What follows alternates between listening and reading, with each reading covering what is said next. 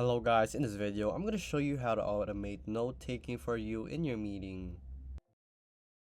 So to do this is pretty simple. Here we have Tactic.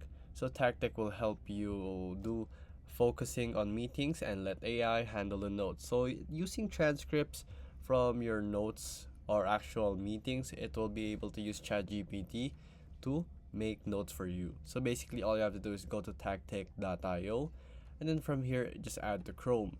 From there you will have to set it up, install its extension, connect it to Zoom or Microsoft Teams, and then right here once you have downloaded it as a extension here, next you'll have your meetings. You can upload a transcript or recording and use AI tools. So here are some action items that you have. So it will be emailed to you once the meeting is done with the transcript.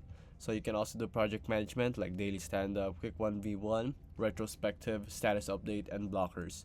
So basically you can do these things using AI, using ChatGPT integrated to Tactics. So there you go guys, this is how you use your Tactics to automate note taking for you in your meeting.